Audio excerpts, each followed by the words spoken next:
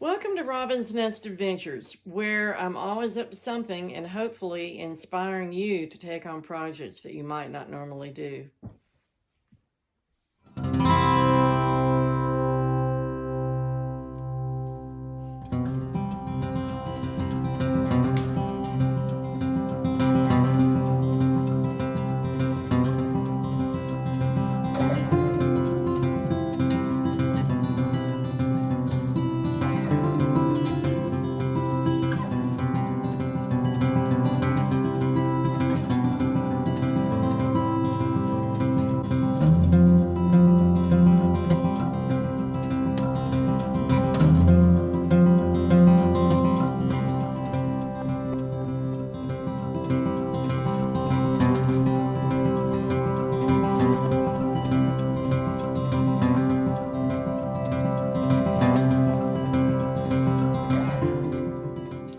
Today we're on to episode 2 of my concrete knot countertop, where in episode 1 I showed how I created the base for this mosaic tile covered with acrylic counter.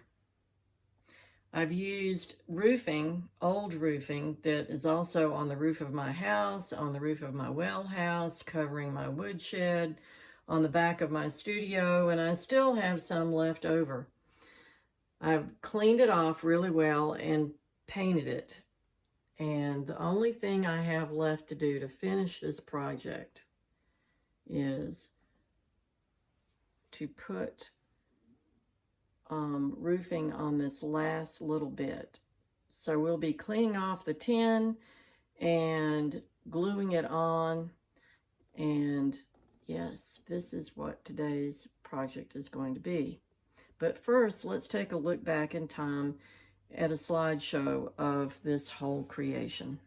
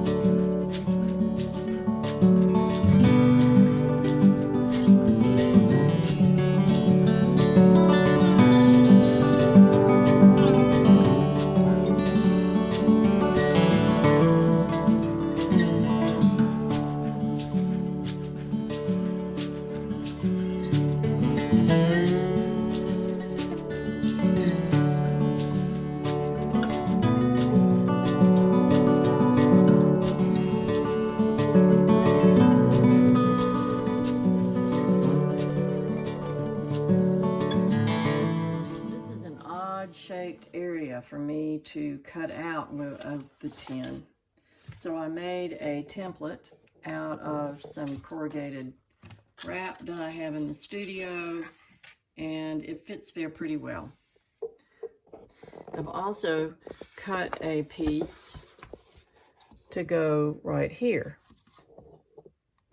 And I'm going to make it the whole width, but I just needed the proper height so I would know how to measure. So let's go out and look at that scrap tin. So here is one of my pieces of tin. And I still have some more to scrape off here, but I might as well go ahead and measure and cut, and then I won't have to scrape so much. So I'm going to line this up and mark it off. Sadly, the strip that I need is just a hair more than 26 inches, and these pieces of roofing are only 26 inches wide.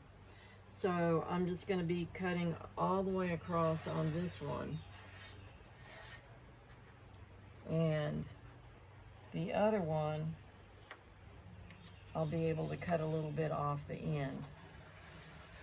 I prefer to start and end these without that double ridge if I can help it.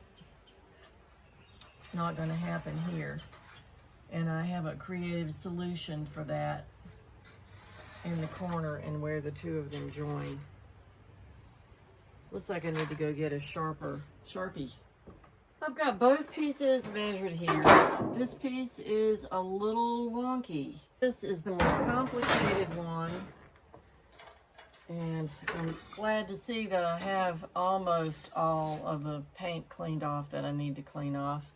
And this, well, those are all of my scrapings, but this is the mistake counter from the other side. I did this maybe a year and a half ago. I put a little short up about how not to make a Mosaic river rock countertop because they advised me to use polyurethane. And as you can see, instead of having a nice white counter, it's all yellow and it's all cracking now. And so it's just kind of serving as an extension to my work table and a little countertop area out here in my patio. I have a metal cutting blade on my skill saw, and I'm just going to use it to cut across here. Okay, here they are finished. This one, I might have to cut a little bit off because I got a little bit off of line there and up here. I'll take the tin snips. I could have done this whole thing with the tin snips, but tin snips give me a fit sometime, like right now, when it would rather, oh my goodness. Well, I'll have to hammer that out. On this one, I cut from both ends and then just snip that difference in the middle. And this will be easier because it's kind of right in the middle. I can just work up to that joint. There we go. Now, just to finish scraping and cleaning, and then I'll sand it down some and make it as smooth as possible, and then we'll spray paint with a hammered silver spray paint that helps to hide all the imperfections. Boy, am I glad that's done.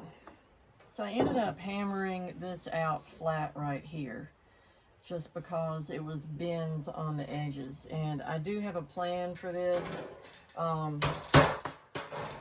That'll show up later.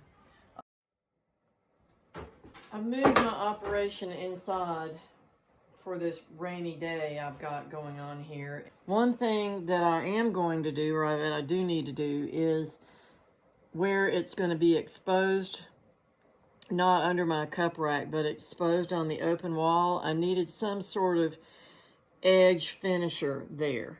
And at the big box stores, they have this plastic trim that goes on faux tin backsplash material. It comes in, I guess, I don't know how big the squares are. They might be 1 foot squares, and then you just glue it to the wall. And it's got this edge trim, and then it has a corner piece that will come in handy for my corner where I didn't think it was long enough. What I have done is ended up hammering out. This is the edge that goes in the corner, and I ended up hammering it out flat, and that actually gets me my 26 full inches that I needed to go in the corner. I've already hammered down. In order to make that work, I need to have a flat strip.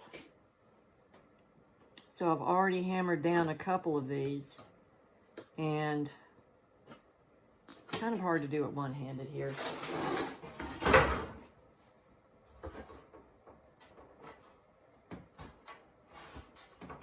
But I need to make sure that this is going to fit on here. It looks like I might have to do a little more work on it. So I made a cut in that bump with the tin snips, and then I'm just going to pound it out until I get it flat enough that this will go on there. After scraping with my scraper and filing and using steel wool and wiping it down with mineral spirits, I think I'm finally ready to go. I do want to mention that I was having one heck of a time getting these edges smooth. Now, I cut this with a skill saw, and then I went back and tried to trim a little bit with the tin snips. They work moderately well, but down here at the bottom, where I'm not really sure I want to put that edging trim, and then a couple of other places, I have filed and scraped and hammered, and the best way to get this so smooth that I can rub my gloved finger across the edge and not tear up the glove is by using this flap wheel. Now, I use this on the bottom of my pots sometimes if they're rough, and it smooths it out perfectly well. So I'm so excited I figured out how to do that. I may go back and do it on these pieces as well. So the next step is to paint, but it's raining now. Oh, yes. And I've cut all the pieces to fit on there and marked where they go so I won't get confused as to which piece goes where.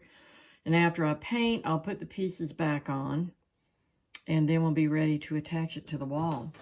I'm so excited. New day, sunny weather, and I have painted everything.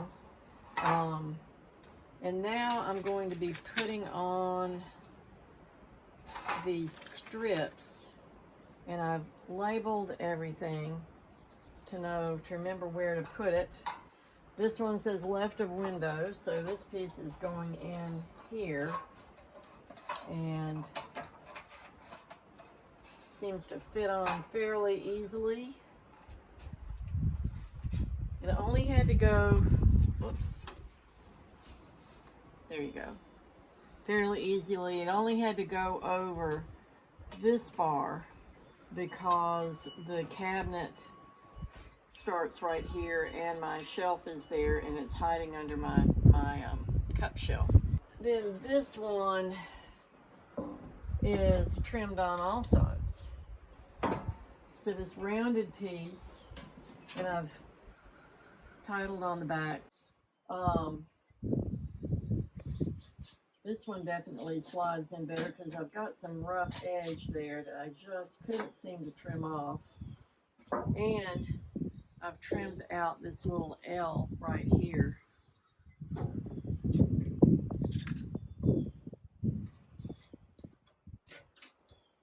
So that this will fit down in that slot. And then I've got an edge that fits on here.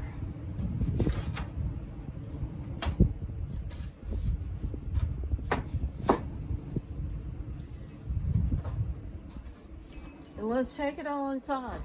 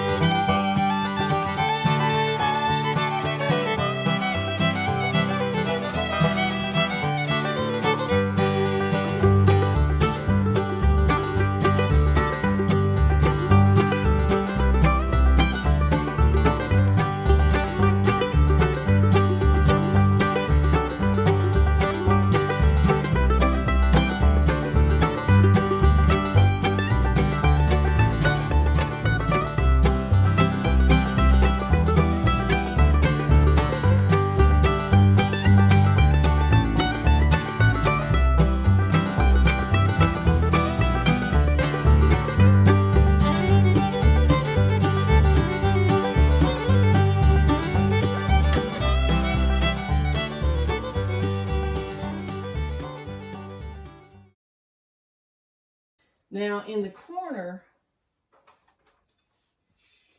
I had this piece that worked out perfectly for one of the angles to go up in the corner, and I store my Vitamix back there anyway, so it is not going to be an issue. And we'll put some glue there.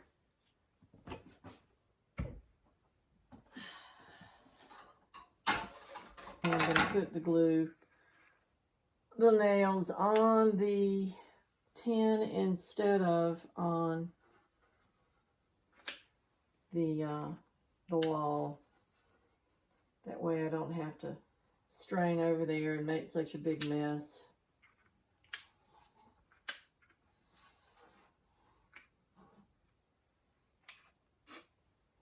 Put a screw in where that stud is.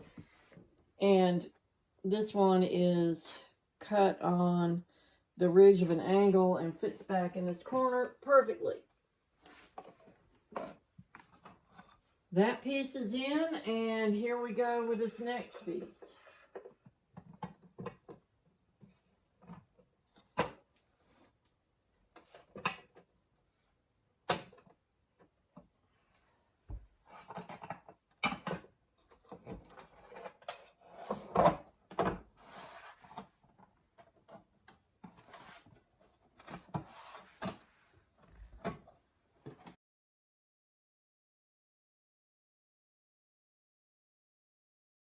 Alrighty, and here we go in with the last piece.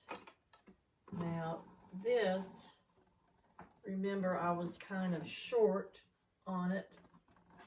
These are definitely going to need some screws. And that is a little short somehow. Anyway, I need to get down this down on here a little bit lower than my outlet covers.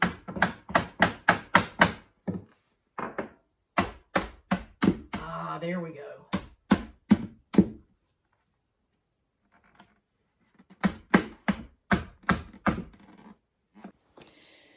Now this last panel that is going to go up against that board, which is kind of hanging there, and I may pull out the refrigerator and screw it to the cabinets.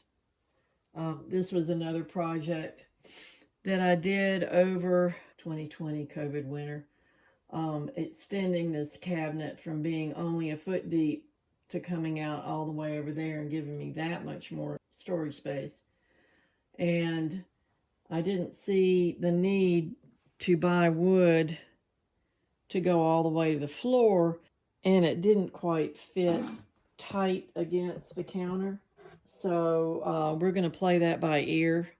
And also here, I'm not going to glue this. I'm going to screw it on with some short hex head screws.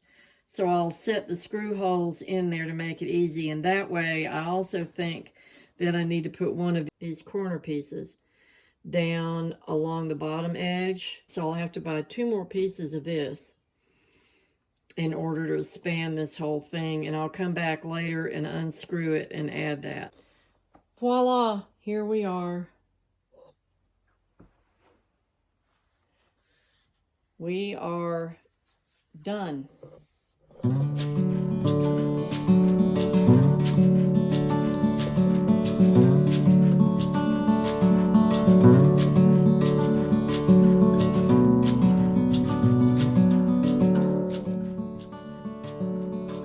Well, it's been several weeks now since I've finished my project, maybe even a month or 2.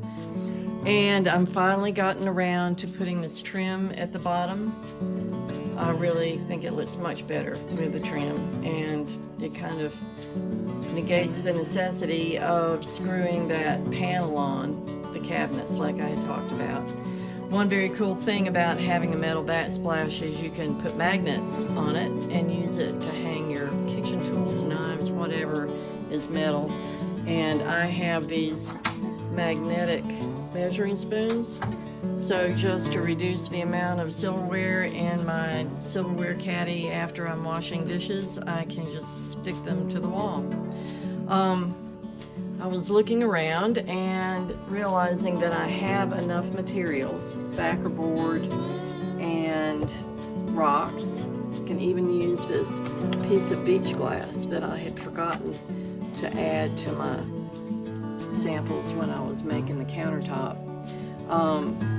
I have an unfinished trim situation throughout my house, and on these windowsills, the kitchen and the bathroom in particular, I have a water staining problem, and it really doesn't look all that finished. None of the windowsills do, but I have 6-inch walls, so they're nice and deep, and that is really nice. And you know, maybe at some point I will add a finished windowsill to every window, but I'm not seeing that happening in the near future.